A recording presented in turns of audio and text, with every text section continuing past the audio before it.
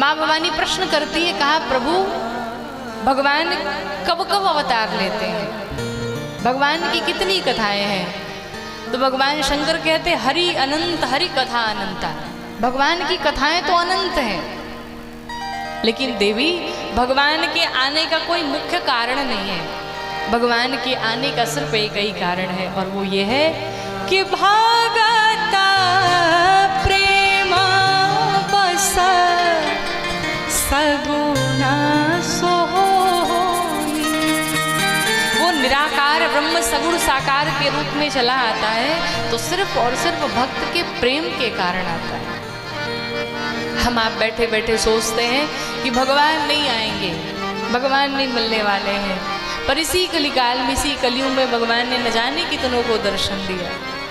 हम सोचते हैं कि भगवान धनुष बाण लेकर के आए, बांसुरी धारण करके आए, ऐसा नहीं है।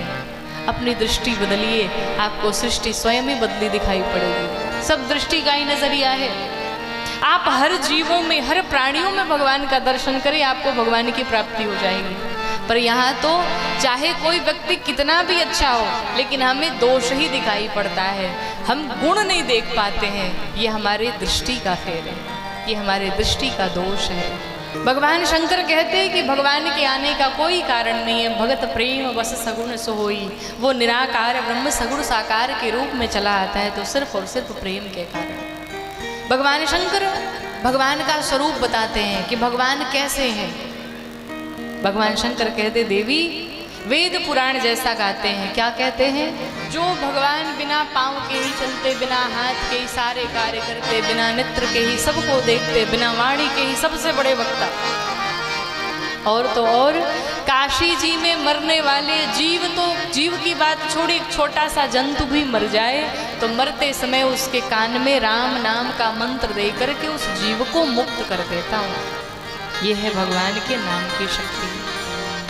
भगवान शंकर माँ भवानी से ये सब कुछ वर्णन करते हैं।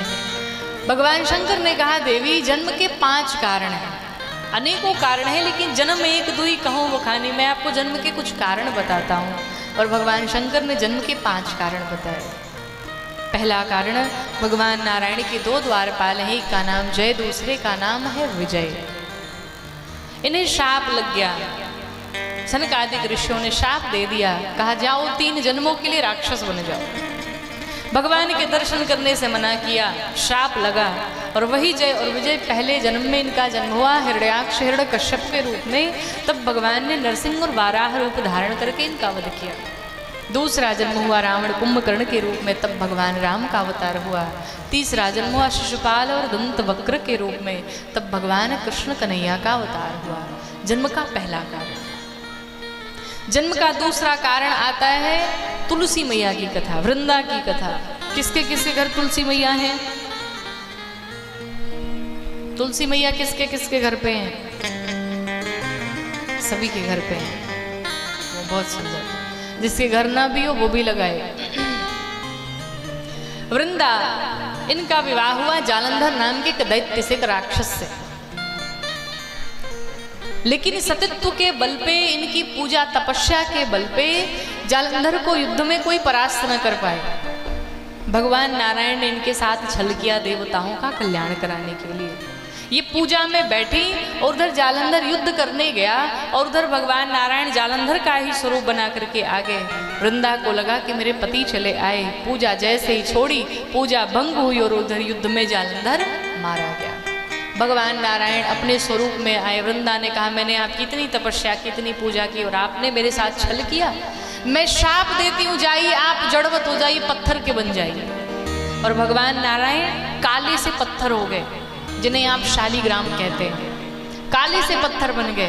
पूरे संसार में हाहाकार मच गया। वृंदादानी अंगुष्ठ से योगाग्नि प्रज्वलित करके स्वयं के शरीर को भस्म कर डाला और उसी भस्म से जो एक पौधा निकला उसी का नाम हुआ तुलसी। भगवान ने वृंदा को वरदान दिया, कहा जाओ एक विवाह मेरा आपके साथ भी संपन्न होगा।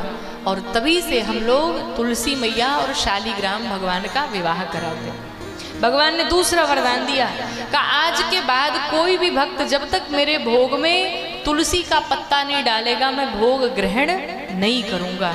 इसीलिए जब भी शालिग्राम भगवान को ठाकुर जी को भोग लगाते हैं तो तुलसी का पत्ता अवश्य डालते हैं। ये जन्म का दूसरा कारण है।